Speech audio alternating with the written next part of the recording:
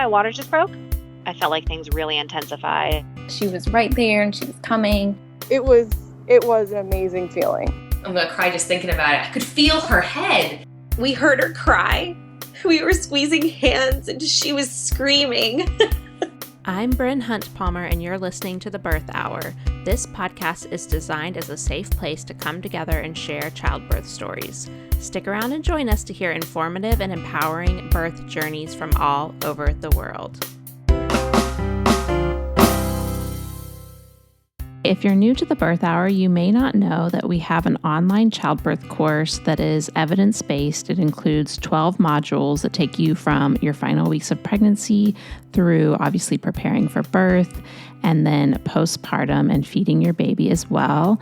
And with enrollment in that course, which is called Know Your Options, you'll get free access to our other course called Beyond the First Latch, where we talk all about pumping, feeding baby, storing milk, going back to paid work if that's part of your plan, all of those things as well. Okay, so if you go to thebirthhour.com/course, you can see everything laid out in the course, module by module, as well as an FAQ section, which will hopefully answer some of your questions if you have any, things like how to get it covered by an FSA account and things like that. It also talks about the bonuses that come with the course, including bi-monthly Zoom calls and access to our private Facebook group. So again, that's thebirthhour.com/course. And you can use the coupon code 100OFF for $100 off enrollment as a podcast listener. We would also love to welcome you into our listener supporter group via Patreon.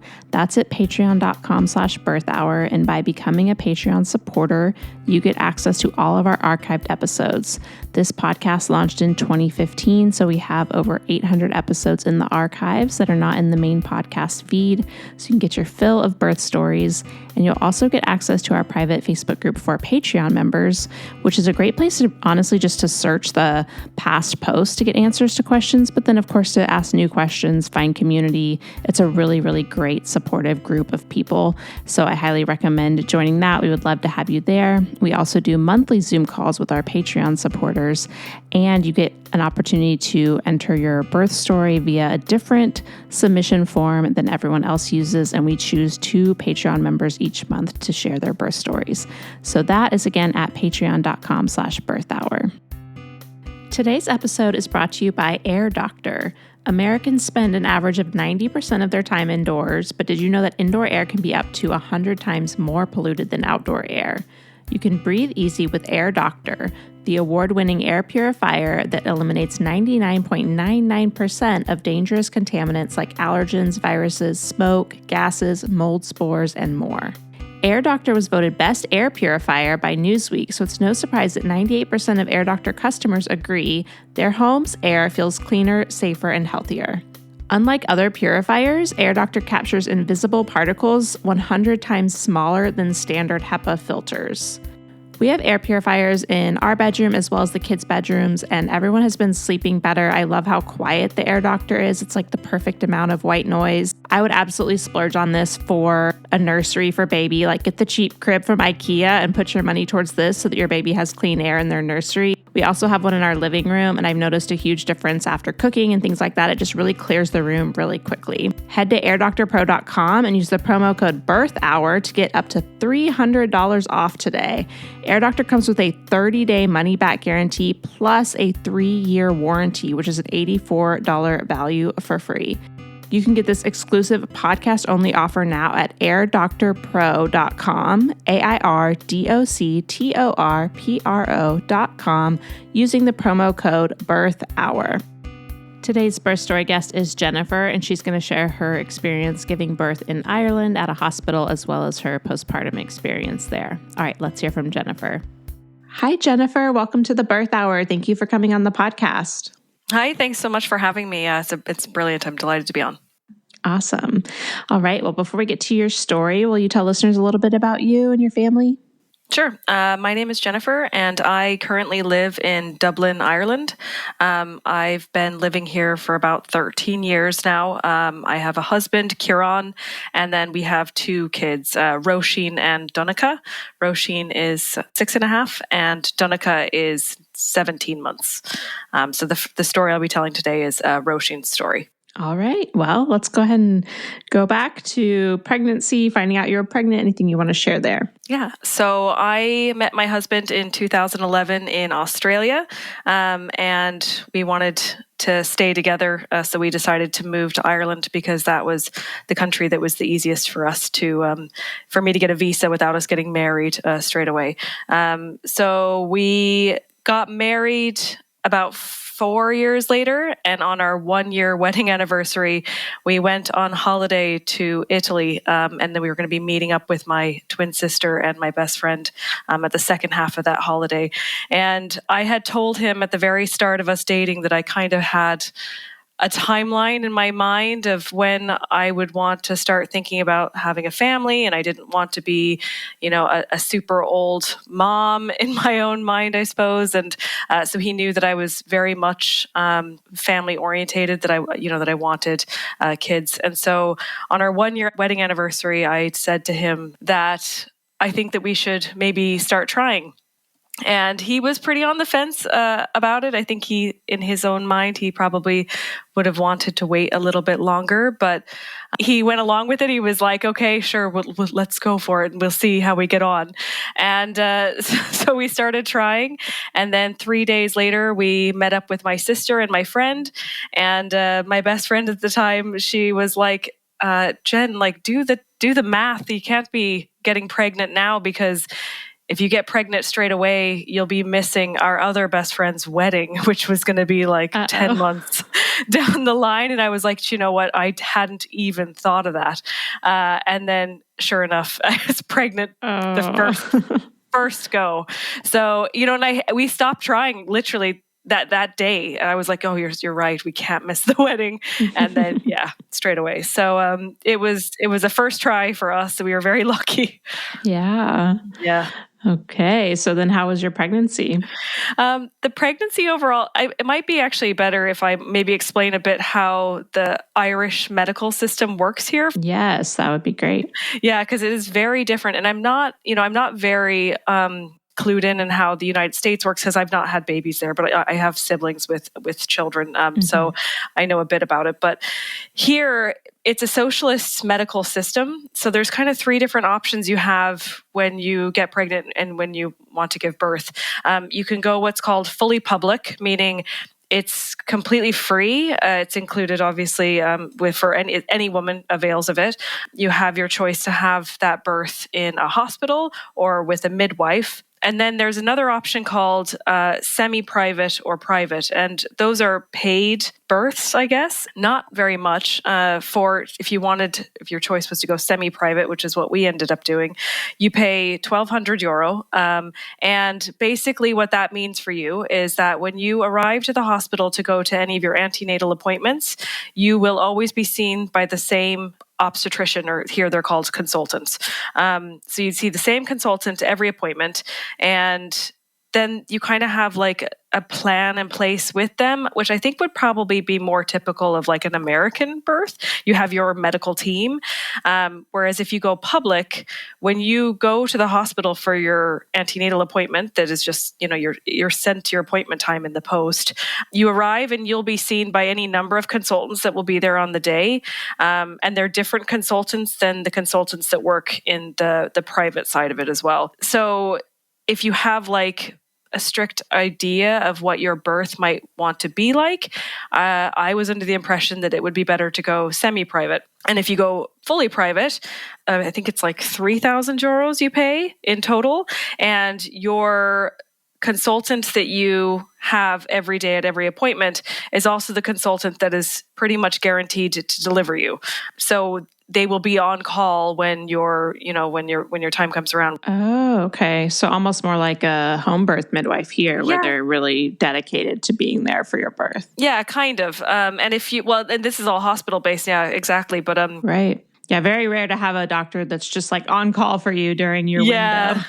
Yeah, exactly. I feel like they have to be like a close friend of yours or something to be like, just they'll call me when you go into labor. But yeah, exactly. And obviously, if they're on holiday and stuff, that the expectation wouldn't be that they would like not travel or something while you were, going to give birth. But odds are you would be delivered by the doctor that you've paid to, and you've been seeing with the whole time. Okay. So most people would go fully private if they're like a high risk pregnancy, or they're an older age, or if they have medical issues, they would probably decide to to pay for that. And then fully public, obviously, you're just going to get any doctor on the day. On top of that, though, the hospitals here, now I can speak for some of the regional hospitals, but in Dublin, there's 3 main maternity hospitals. I delivered in the Rotunda, which is called the National Maternity Hospital. So it's the biggest one. It also probably has, a lot of the best facilities. So if there were complications, that's the hospital you'd want to be at. So it's a very, very busy hospital. If you were to go fully public, and arrive to your appointment at that hospital, you could probably be waiting like hours to be seen.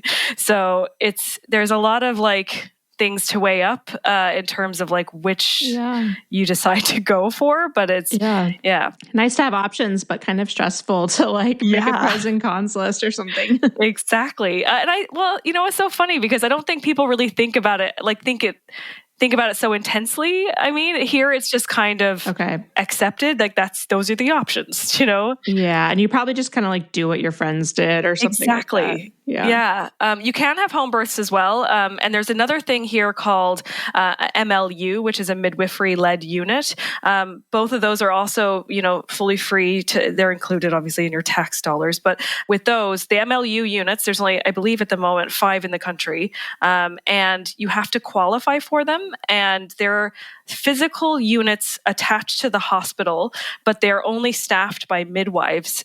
So it'd be like a birthing center, but it's attached to the hospital. So if there was anything that went wrong, you would just be transferred, obviously, to the standard maternity unit. But the qualifications to get into an MLU or a home birth are really strict. You have to have under a certain BMI. You have to, you can't have a high risk pregnancy. You can't have any sort of complications. There's a whole list of things that you have to sit within to qualify to be in those units. So it's not a super common choice here. I'm obviously there are people that do those, and I tried to get into the MLU for my second birth, which I won't really be discussing in this, but that's the only kind of other option you have, really.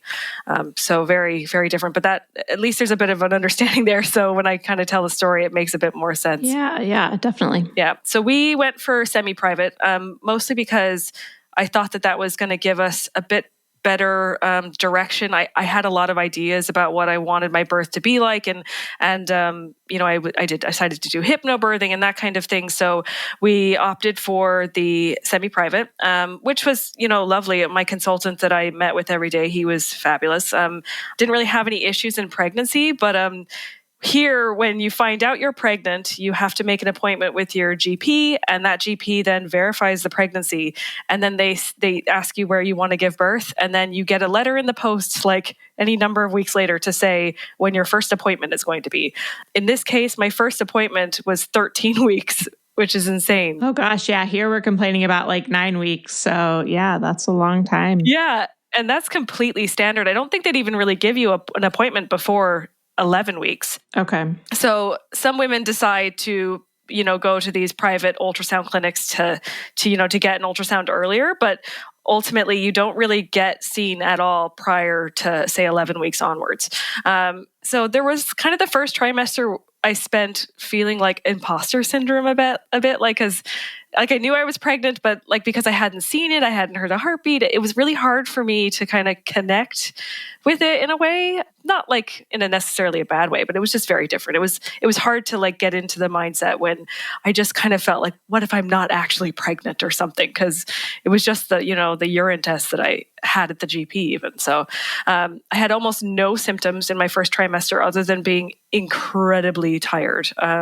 I could have slept, 10 to 15 hours a night easily every single night, and then took a 2-hour nap during the day. And that was very, different for me because I can be quite an active person. So we had our first appointment with the medical team in the Rotunda. We had our, with our consultant. Everything went perfectly, and everything to plan, everything measured perfectly. And so the first trimester, kind of into the second trimester, everything went so smooth. And I carried, as I kind of went into the second trimester and third, and started showing and stuff.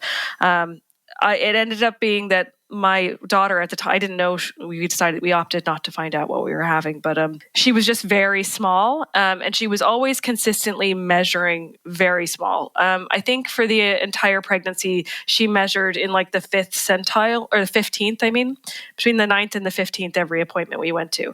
And they didn't really say that it was like a negative thing or that there was any issues with the pregnancy. Everything, seemed to be coming back very normal. I'm a very physically small person. I'm like 5'2". And they always just kind of said, you're going to build the baby, that's right for you and that fits for you, and everything seems fine. And she was just very active at the end of it, even at the end of the third trimester. I didn't even need to buy maternity clothes. She was so small. And up until we went to the 38-week scan. Oh, and another really funny thing that Irish culture here with birth is I find comical, because one of their favorite sayings is, the first time I ever heard it, I went into the GP for the first time to do my pregnancy test. And the nurse who saw me initially said, "How far gone are you?" And it's like a super... a super common saying. And I just remember being like so frustrated and like angry for some reason, being like, how far gone am I? Like, I'm not going anywhere. It is funny how we say different things. I feel like in the UK they say you fell pregnant. Yes. It's like, it wasn't like an accident, but I didn't fall into this. But, Exactly. That's exactly it. So that was always a really funny thing. And that was such a common thing for people to ask me. Even like in public, they would ask me how far gone I was, which is always very funny. But anyway, so going into the third trimester, everything was going perfectly. I had very few symptoms, and up until like I didn't feel nauseous. I didn't really feel sick, and I feel really lucky in that way. On my 38-week scan, we went in to see the consultant, and he had said that via the ultrasound, he said that she was moving a lot, and they couldn't really get a super accurate measurement, but that she had dropped down to below what he thought was the 9th percentile for her size. So he was pretty concerned. He kind of threw around, I'd like to, really start talking about an induction. We don't know why she, isn't growing at the exact same rate that she's been growing at for the entire time. And I should stop and say as well that I decided to do a hypnobirthing class here. And at the time, hypnobirthing wasn't really, and this was only 6.5 years ago, but it's not really like a well-known thing here, and it might be now, kind of later down the line, I suppose. But Ireland, I feel like is, I don't know, they're very just straightforward, and I just feel like with hypnobirthing, when I tell people that I did it, they just kind of look at me like I have notions or something, like I'm this American woman who comes over to Ireland and then does hypnobirthing or something. But I took a hypnobirthing class with a woman who was the head of midwifery for the Rotunda, which is the hospital that I delivered in.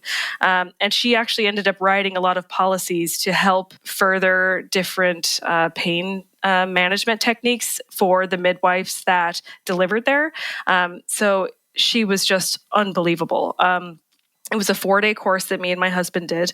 And she was just so good at like helping us understand, like any of the eventualities that could happen, in birth, and all of the different issues and things that could come up, all of the complications, and, helping us really understand like that, it's just, you can't really go into it with a super set agenda of what your birth should be, and that all these different things could happen, but they're not necessarily bad. And these are how, how to manage it. Obviously how hypnobirthing works, I suppose, on top of obviously all the breathing techniques and the mantras and things like that as well. So I went into the appointment for my 38-week check, and my consultant was pushing for us to induce the next day if we would have, gone for it. And luckily I had taken that hypnobirthing course because, she had said to us so many times in that class, the best thing that you could possibly do for yourself is just ask for a bit more time, make an educated decision, go home and sleep on it before you, make a rash choice that mightn't be the right choice, I suppose. And, those consultants they're looking out for, yourself, but they're also, thinking about the worst case scenario. So, just take whatever time you need to make a decision. So we had said that to him that we really prefer to wait. I had a birthing plan that I'm not even certain if he read it at all at any point, but because I feel like at the time birthing plans weren't really something that people really used. And I'm sure that there are lots of women that do here, but I just remember saying it to a lot of other mothers and stuff in the classes the antenatal classes that we were taking and the hypnobirthing classes about, our birthing plan. And they all I just felt like they all kind of thought that was a bit insane, that I had this plan and all these different things that I wanted to happen. Interesting. Yeah. Yeah, definitely more common over here, I think. I mean, yeah, maybe it's just because I'm in the birth world. Yeah. Birth plans are talked about all the time, but yeah, it seems more common over here. Yeah, absolutely. And I don't know, maybe it's just the circle of people that I surrounded myself with. I'm not really certain, but that was the impression that I got, Yeah. So at the 38-week appointment, we said, let's wait. Will you give us another week? And he said, yeah, absolutely. But we'll plan another scan, an ultrasound. They call them scans. We'll plan another scan before then, just to see if on that date the growth has fallen any lower. Then we really need to induce. And so we were happy enough that he gave us another week. So a week later, or 39 weeks, we went back in for a scan. And sure enough, she was moving a lot. He couldn't really get like a super accurate read, but it seemed to him that she had dropped again in one of the centiles. So he said, can I get you to come in and induce? Which was in my mind was the last thing I wanted to do. I really wanted to go for an unmedicated birth. That was really important to me. And I don't know why I had my mind set on it so much. I think partly because my sister-in-law has 4 kids and she did completely unmedicated for all 4 of them. And I'm just like hyper competitive. And I'm just like, if she can go unmedicated, then I absolutely can. Oh my gosh. I know is the motivations behind these things. And then my mom I'm the youngest of 4, and she went obviously unmedicated for all 4 of her babies as well. And so I don't know, in my mind, I was just like, I wanted that really badly. But I also knew after watching and listening to, 300 hours of birth stories on your podcast, that it would be very difficult with induction, but I didn't also want to go against medical advice, and they were erring on the side of caution, I should say. So I was like, okay, well, induce. So he said, can you come in tomorrow, which was a Friday. And he actually was going to be going on annual leave. So he wasn't going to be the one that was delivering me, but that didn't really bother me. Because for the most part, for the majority of your labor, you're with midwives. You only get delivered by a consultant if there's a complication. So it didn't really bother me that he wasn't necessarily going to be there. So went home, went to bed, and got up, and we were in for the rotunda at 8 a.m. the following morning to start the induction. And they took us back, and because we were semi-private and not fully private, we were put into like a day ward, and I think there was 10 beds in there. And so they're all separated, obviously, by the sheets, the curtains or whatever. So they started the induction with the tampon that has is it a gel on it? Prospis, I think is what it's called here. Yeah. And it's obviously to ripen the cervix. And I remember the midwife who placed that said to me, like, that I was carrying, that she was still very high. And it was a male midwife. I'll never forget him because he was lovely, but he was like, honey, I don't really know if this is going to happen like naturally for you. But I think he was basically implying that he didn't think that induction, I think maybe he was kind of alluding to maybe there being a cesarean or something. But so that kind of put a bit of a bad taste in my mouth. Yeah, that's not great. Like as the first thing. I know. So he placed that, and then we asked, like, do we have to stay here in the hospital? Can we go for a walk, or like what are the options? And they said that they don't really like you to travel like very in a car or anything, like to leave in case, your body reacts weirdly to the tampon. So we decided just to go for a walk. And we just walked around the block, around the rotunda, like, I don't know, 15 or 20 times, just because I was like, so like in my mind, I needed her to drop. I wanted to have a vaginal delivery so badly that I was like, I'm just going to walk this baby out of my body. Like if it is the last thing I do.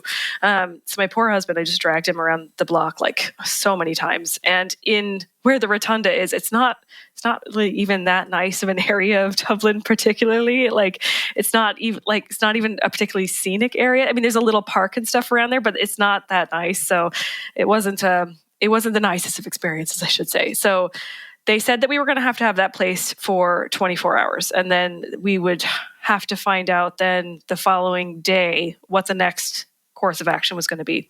So we spent the whole day just walking around, had lunch, and then there's like a courtyard at the back that we spent time in for a good few hours because there was nothing for us to be doing, and it's just, you couldn't leave the hospital.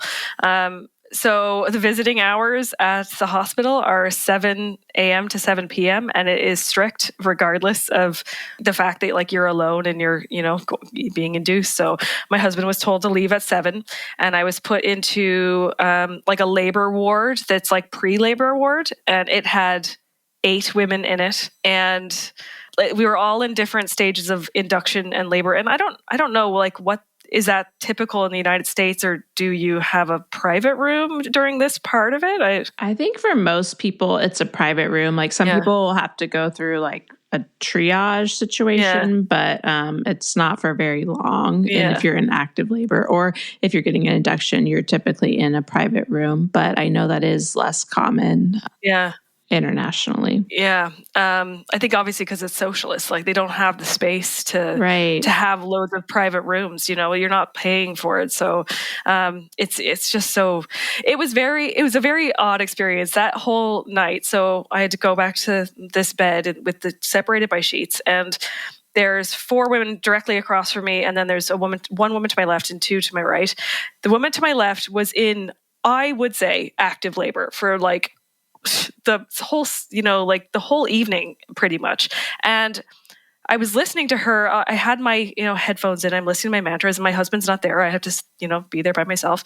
And I'm like, obviously trying to get my mind and my body like ready because I know that I'm likely going to be having a baby in the next 48 hours.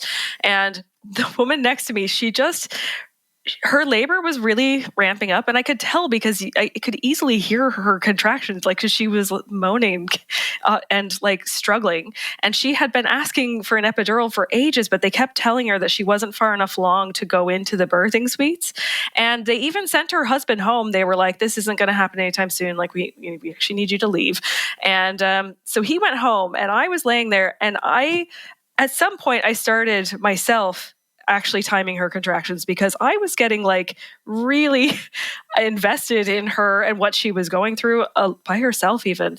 And it got to the point where I was like, I don't know, maybe they should like check her or something. And I'd say one of the midwives they obviously were aware of it. They must have heard her, but they ended up coming in to be like, okay, well, we're just getting the birthing suite ready for you. We've called your husband. He's on his way home right now. And we're just going to give you a quick check. And then we're putting you onto the trolley to wheel you in. And they did a check on her, and they were like, oh my gosh, you are fully complete. And they ended up trying to like get her into a wheelchair to push her into the delivery suite by herself. And it was just shocking. Oh my gosh. Yeah. I was just sitting there the whole time texting my husband being like, you are not leaving tomorrow, like under any circumstances. Right? It's just insane. So that was unbelievable. And that was an incredibly intense experience. I still have no idea if her husband made it in time, but I think about her a lot. So. I bet. like seared in your mind. Yeah. Oh, man. So yeah, just bananas. So anyway, got whatever sleep I was able to get. And then my husband came at like 5 a.m. and just sat downstairs in like the restaurant until they let him come up to me at 7. So he came up at 7, and then they checked the tampon to see, if I had any progress at that point. And when they checked me, they said I was about 1 centimeter dilated. And I had a face, but I don't remember how much. It wasn't a lot. And they said, we're going to try the prostaglandin, I think is what they call it, which is like a gel, a really thick gel that is, I don't know, a stronger version of the tampon, just I suppose to ripen the cervix even more. So they put that in, and they said, we're going to give that 6 hours, and then we're going to check you again. So that was in the morning. I had my breakfast, and it was like so beautiful in Dublin. I'll never forget it. That week was like so hot. And here it's not ever typically above, I think, like 75 or 80 degrees, even in the middle of summer. And that week that I had Roisin, it was like, I don't know, maybe even 85, but there's no air conditioning in the buildings because they don't need it. And it was boiling. Like in that room, it was so hot. Oh gosh, I cannot imagine that in labor. I would be like so mad. Oh, nothing. That is also seared into my mind, just like sweating. So we went outside. There was like a courtyard out the side of it, and went and got ice cream and just tried to relax for the day again. To be honest, I didn't really feel anything. I didn't feel crampy, really. I mean, maybe a little bit, but not much. I didn't really feel. I didn't feel like I was dilating. I didn't really feel like I was in any form of labor. So when we went back in for the kind of like a midday check, I think it was like 12 or 1. I can't really remember what time it was. They did the check, and the midwife or the consultant, or they call them a registrar here, which is like just under the consultant, was who checked me. And she checked me, and she basically said, listen, I'm going to need you to start fasting from now. This baby is super high. I don't really see this progressing in a way where you're going to be delivering this baby naturally. And I guess I was just so upset by her saying that. And I kind of like lost my voice a bit, I suppose, and like advocating for myself in that moment. I felt like super deflated, and like all these ideas of what my birth was going to be were just kind of like taken from me in a way. And I just kind of felt like it was all very unfair because the baby wasn't in distress. There was no complications during my pregnancy. The only thing that was the issue for them was that she was small. And that really was super frustrating for me. And as she was telling me this, there was another midwife, and she was doing my vitals, and she was kind of standing at the computer. And when that registrar left, I just started crying, and I was like so upset. My husband was standing there, and the midwife stopped, and she was like, "Can I just ask, what is it that you're so upset about right now? Like, what is it that you want?" And I kind of explained it to her. I was like, I have this birth plan that I don't think anyone has read, and I had. I really wanted an opportunity to try to deliver this baby naturally. And I don't want a C-section. And I think that I guess a lot of people here probably don't push back. And I don't think a lot of people here have a lot of ideas of what they deeply want their birth to be like. So she went and spoke to the consultant. I'm so grateful for her. Like, she changed everything for me. And had it not been for her, I probably would have ended up with a section. So the registrar came back, and she said, okay, the midwife says that this is what you're hoping for. This is what I could do for you, and this is the best that I could do for you. We'll give you another 4 hours to see how you get on. At the next check, we'll break your waters, and then you'll be on the clock. You'll have 24 hours then, because the hospital policy is if you go over 24 hours, then that the risk of infection, the hospitals, I feel like if you really push them, maybe they would give you more. I'm not really sure. But because the Rotunda is the National Maternity Hospital, I feel like they can be quite strict and very stern with what they, are talking to you about and what they're telling you, because they probably see thousands of births, and you're just kind of a number to them. Yeah. So I was like, absolutely, I'll take it. I'll take whatever you're willing to give me. So she left. We went and did a lot more walking again. Because again, I was just really trying to get the baby to drop at that point. So when we came back for the final check of the day, she came in and she broke my waters, which I can only describe as, a 5-gallon bucket, flushing out of me. It was just shocking how much fluid your body can hold. And I think because the baby was so high that all of the waters were, at the front, and it was just like, a gallon is how my husband describes it. Like all over the floor even. It was just shocking. So they did that, and almost instantly my contractions started. It was like a switch had flipped nearly, which I was obviously delighted about, because that was like, for me, that was like, this is it. This is my opportunity. So I put my TENS machine on, which my midwife had said that would be a good option, in terms of hypnobirthing and trying to avoid, obviously, medication. So I put the TENS machine straight on, and we asked them, could we go walking? And they were like, absolutely, like knock yourself out. But you have to come back in this many hours for your next check, or unless anything changes. So we were like, perfect. And anything really to get us out of that building, because it was so hot. So we went for our walk. We walked, there's like this square courtyard in the center of the hospital outside.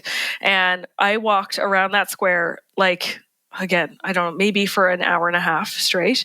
And the contractions were so, like, they were consistent. They were probably like, they started off kind of between 7 to 10 minutes apart. And then they really started, shortening in how they're like the distance apart, but then also like, becoming much longer.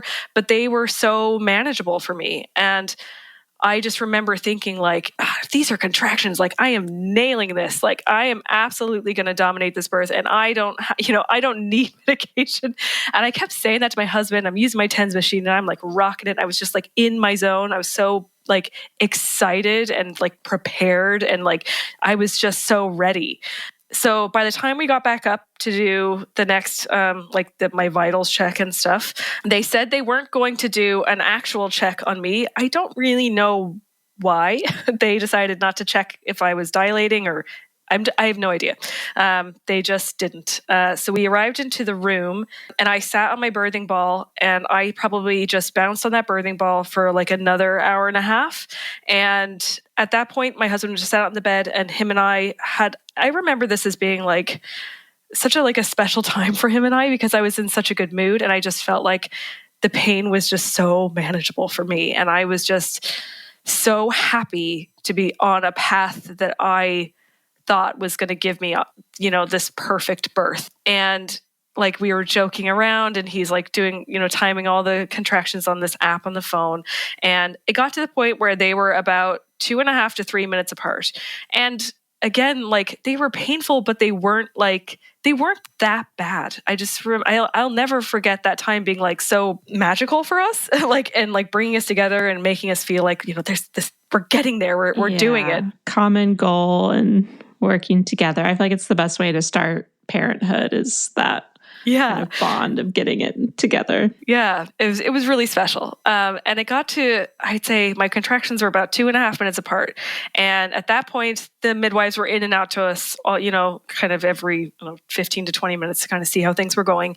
And because the contractions were getting so close together, they were like, all right, well, what do you think? Do you want to head to a birthing suite? And I was like, absolutely, I do. Unfortunately, I didn't qualify to go into the room with the pool because my waters were broken. So they do have like a lot of restrictions on, kind of, and I don't know if that's still the case actually, because I've had a second baby now, and things were a lot different for that birth. But so I'm not really sure, are they still so strict on that kind of thing? But they brought me into a birthing suite, I should say. And I asked them for this specific room of the birthing suites, because my hypnobirthing coach had told me, birthing suite number 7 has it's the most similar to what you would get like in a birthing center in the States. Like you can turn all the lights off, and there's kind of, lovely things on the ceiling. And, it'd be the closest to like a midwifery led unit kind of room there. So luckily that room was available, and we got to go into that room. And this part, again, I was really frustrated. I arrived in there, and I kind of thought I hadn't been checked since my waters were broken.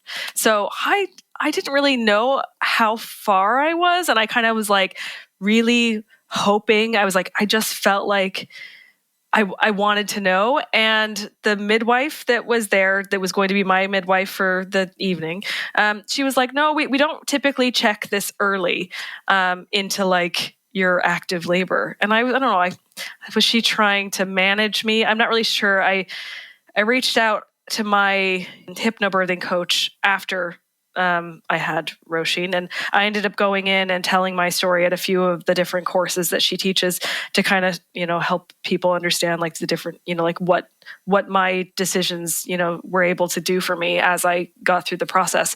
And she was kind of the mind that maybe the midwife thought that I was coping with the pain too well, and that I probably wasn't very far along, and that maybe that would have been damaging to my progress because I was coping very well. I was finding it really manageable. So I'm not really sure why she decided not to check me, but she also then said, okay, well, we're going to start you on here. It's called Syntocin. It's not called Pitocin.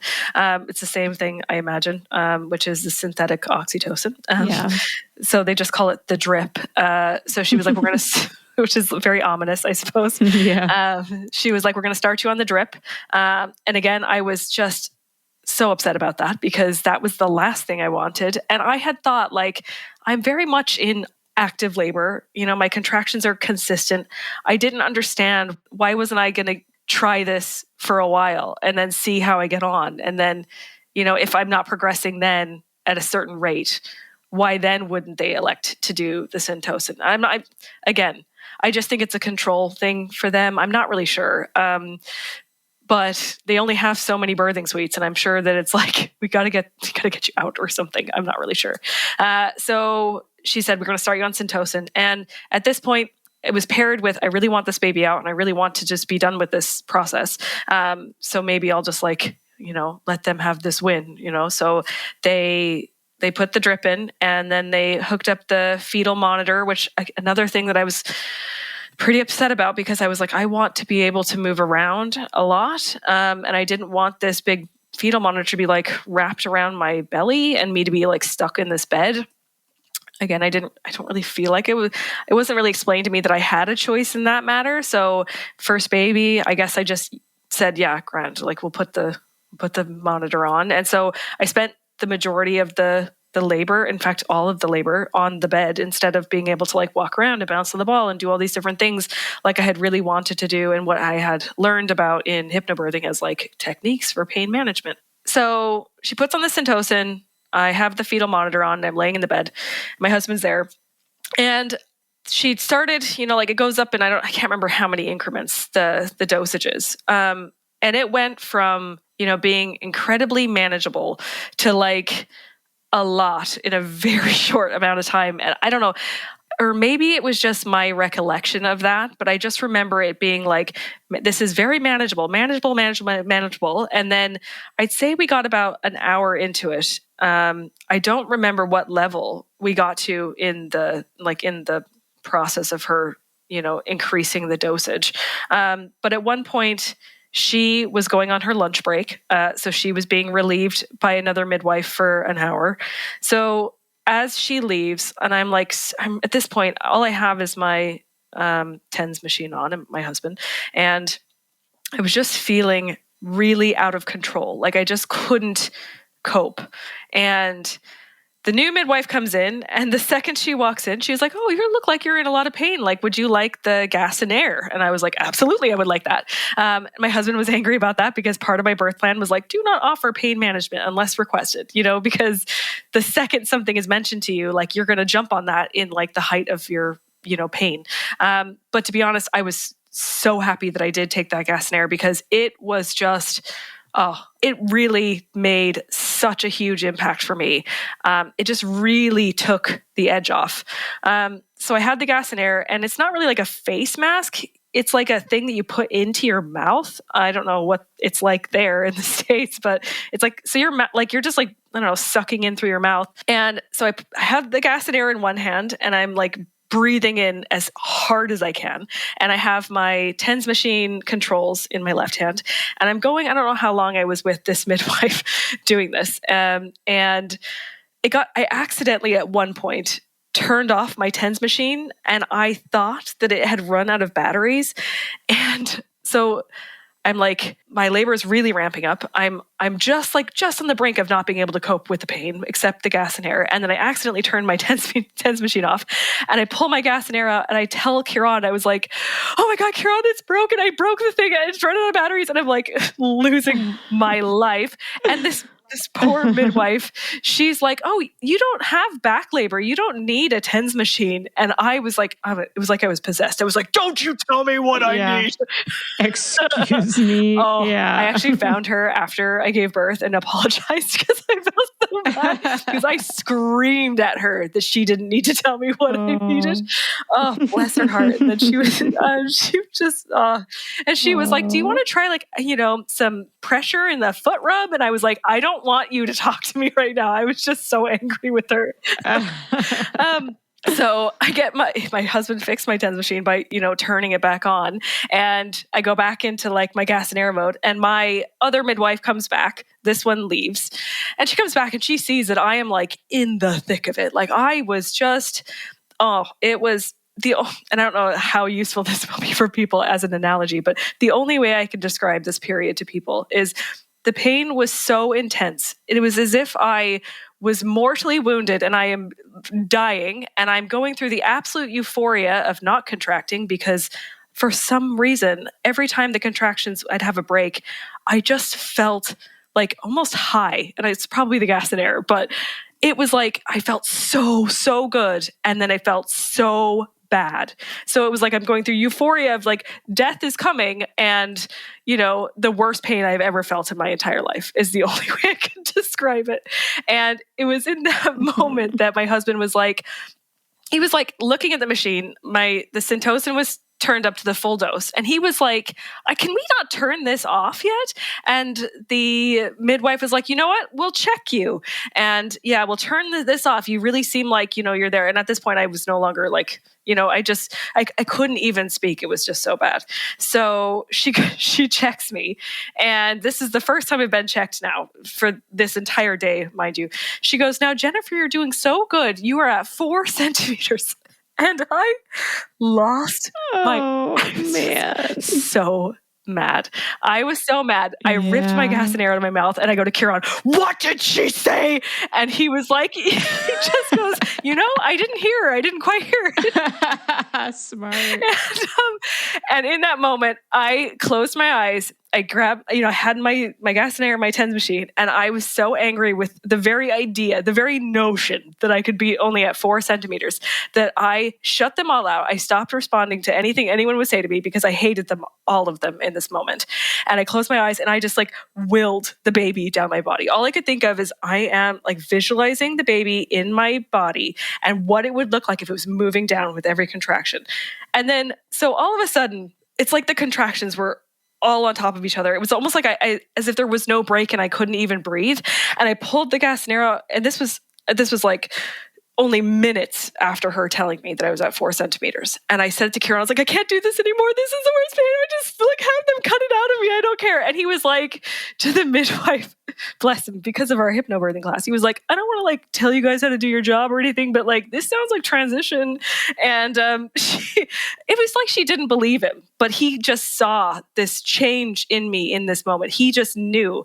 And she checked me, and in 7 minutes, I was fully complete. And I was pushing. Wow. Such a good example of cervical checks often don't mean anything. Yeah. And oh my God, just in that. And I just started pushing. I didn't even give her a choice to tell me to start pushing or not. It was insane. And like, it was, and the second. I love that he was like, he knew the term transition and everything. Because in the hypnobirthing class, she had said, so much. And every episode, like not every episode, but a lot of your episodes, transition is like that moment, when you're like. When things get real. Exactly. You're like out of control. Yeah. And I had said this to him so many times. I was like, Kieran, if you take nothing away from this, know what transition is like, know what I'm going to be like.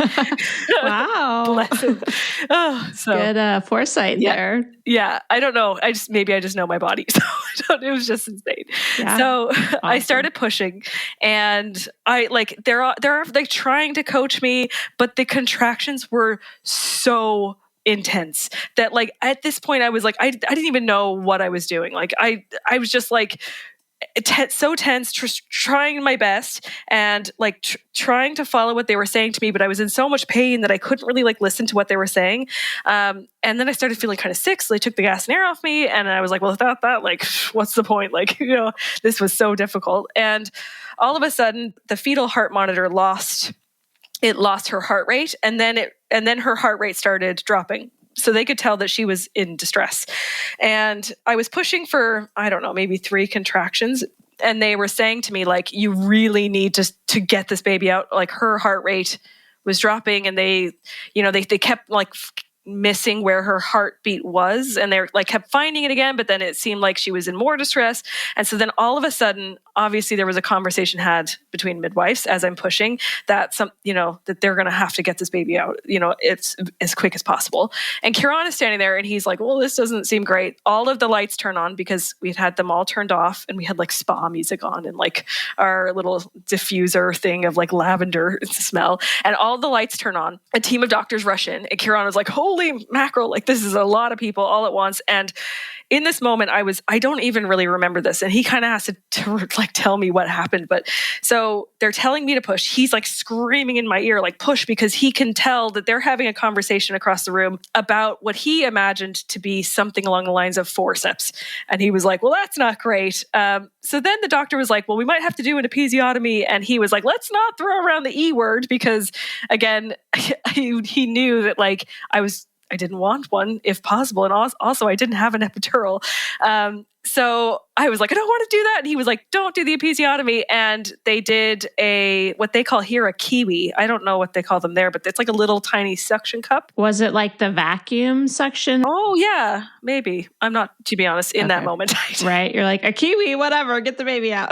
Whatever. Yeah. And that's what they referred to it as afterwards. And I have no idea. I don't know if it was the vacuum or it must have been something like that. Yeah. So they got that on her, and they were, with one more push, they were able to get her head out, and then her shoulders, and obviously then I delivered her. So, and that only was like, I'd say less than 15 minutes of pushing. So it was just like a wild ride of like, by the time I got into the birthing suite and started the Syntocin, she was born in like 3.5 hours. And like, there was a 7-minute gap between being 4 centimeters and complete, and then giving birth to her 15 minutes later. It was just so insane. Yeah, that's wild and pretty uncommon, I would say. Yeah. Though we've heard similar stories, but yeah, not what we expect for sure.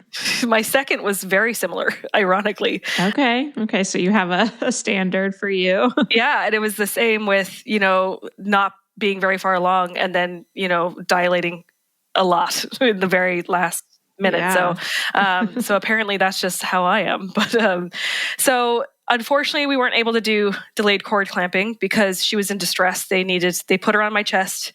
I had no idea what I was having, so I had completely forgotten that part of it as well. It didn't even dawn on me that like, oh, there's a baby here, but I didn't know what it was, and they didn't say it to me. And then Kieran was like, well, what is it? And so, yeah, then it was a girl, and we were delighted. But then they had to take her away to check her, obviously, to make sure that she, the pediatrician came in and the consultant team came in to check her, and then they gave her straight back. And we did our, our golden hour, or our skin to skin.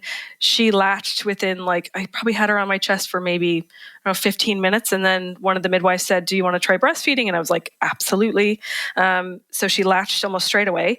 And I was just over the moon by that, because I had, again, a lot of ideas about breastfeeding. So she had a little feed, and then she fell asleep on me. And then, so we had our hour in there. And then one of the midwives was like, well, do you want to hand her over to Dad? And do you want to go take a shower? And I was like, absolutely, I do. And that, I think, was the best thing about not having the epidural, is that I just stood up and walked out and took a shower. Oh, and then I should say, she was so small. She was 5 pounds, 4 ounces. So she was born here. I don't know, in the States, a second centile. But Okay. I didn't have any tearing or anything. It was completely fine. That's nice. So bless her tiny little head. So I just walked into the shower and took like a 15-minute shower, and that was just amazing. And then I came back, and then they transferred us to the postnatal ward, which was a whole nother thing. Okay. And was that a private room or no? No. Okay. I should be so lucky, but if I had gone fully private, maybe. So the postnatal experience was just as insane as the prenatal experience in the hospital. I was in a room of 8 women, and they require that you're there for 48 hours after giving birth, which is horrible when your husband has to leave at 7 p.m. So yeah, it feels very like Call the Midwife. Exactly. Like old-timey vibes. Mental. So we spent the day in the hospital together. Roisin was just amazing. She latched so perfectly all day, and she was so snuggly and so sweet and so cute. And the in-laws came up, and my mom wasn't going to be coming over until I think 10 days later she arrived, but from the States. So then my husband goes home at 7, and then I'm like obviously alone with my baby in this room full of 8 women that have all just given birth, which is horrible because like we're all of our babies are like waking the other babies up, and all of the women are like exhausted, and anyway, not with our partners, which was really difficult. And I found that night to be so hard because it was boiling, and luckily my bed was the one bed next to a window, but that was equally as bad because where the rotunda isn't a particularly nice area of Dublin. So at nighttime, there's like people outside like shouting, and it was just very loud. So I didn't get great sleep. And then on top of that, like Roisin wouldn't settle. Like it felt like there was nothing that I could do to make her settle unless I was breastfeeding. And at this point, like my poor nipples were just, it was just desperate. So I was in so much pain, and I couldn't get her to settle. I couldn't get her to fall asleep. And then a midwife came in to me at one point, and she was like, "Oh, how long have you been here?" And I told her like, "Oh, I gave birth at this time, yesterday." And she was like, Oh, we have a pamphlet for this. And she came back, and it was like, your baby's second day on earth is going to be, really difficult. And then it had all this like information about like why that day is going to be so bad. And I was like, should this not be something you tell people? Like, it's horrible. Like, so that night was horrible. I hated it. It was the loneliest because like the high of the day before, and then going into that night and being on your own, being with all these other moms that are just trying to figure it out, and then not knowing what you're doing and not having someone to like be with you to like talk to you about it. I just found it to be really, really, really hard. And so I feel like Ireland could do a thing or two to like, I don't know, change their policies. So that was tough. But then, then all else was fine. I mean, we were released then. I think it was the following evening, kind of afternoon, they let us go. And then my relationship then, my breastfeeding relationship was really good. I did struggle a lot, with the chafing and all of it was just really painful at the start. And then obviously it got easier, and she latched perfectly. And then she, grew loads after that. So we didn't have any issues. Yeah. But that's. And how was postpartum care in Ireland? Like, were there any home visits or anything like that? I have to say it's really good. And that was one thing that I was really impressed with, is that you do get home visits, and you can get a lot of them as well, especially if you're struggling.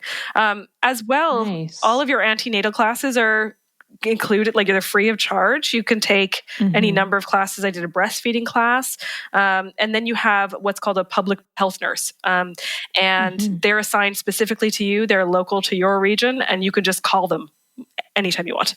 And then you can make appointments, and they'll come out to you and stuff and help you. And then they'll, if you need a lactation, consultant, they'll contact those, and or dietitians, anything, especially if there was an issue with like you or the baby, they're particularly good with those types of things as well. So I am really impressed with that side of things. That's awesome. So a little bit of making up for the crowded hospital ward, but That's nice that you get that personalized care postpartum, because here we just don't even have anything postpartum. So Yeah, I know. And also, and the maternity leave here. I mean, you get 6 months paid, and then you could take up to 6 months unpaid, and then you get another 7 weeks on top of that. So, it's amazing in that way. So, and 12 weeks paternity now as well. Good. Yes, we need all of that everywhere, obviously, but I love hearing about it in different countries for sure. Yeah, it's amazing. Awesome. All right. Well, okay. So what resources do you want to mention here at the end? Hypnobirthing. And if you happen to be in Ireland, definitely look into Labor of Love with Nadia, because she is just amazing. And I talked about your podcast in her course. And so I can imagine, I think she uses your podcast as a resource now. So I can imagine when this airs, she'll be like, oh my God. So yeah, she's just fabulous. And hypnobirthing in general, if you could do a hypnobirthing class in general, even if you don't follow all of it, with the mantras and stuff, it still is it was unbelievable in terms of my mental state and helping me get through. Good. And then that's probably it, to be honest, because I read Ina May and all of those other books, but I'd say those two things. People know those by now. Yeah. All right. Well, what's the best way for people to connect with you? I'm really only on Instagram. I don't do any other social media or my email. Okay. Whatever you want to share, or people can just leave comments on the show notes, your choice. Oh, yeah. Oh, definitely my Instagram would be great. Okay. Awesome. Yeah. What is your Instagram? It's amateur_travelers is my handle. Okay. Yeah. Ooh, fun. I'm going to follow myself. I love following travel accounts. Very cool. Yeah, absolutely. All right. Well, thank you so much for sharing, Jennifer. Thank you for having me. Thanks so much for listening. If you enjoyed today's show, head to thebirthhour.com and click Become a Member to pledge your support. And as a thank you, you'll get an invitation to join our private Facebook group and access to exclusive episodes. Your vote of confidence and support means the world to me.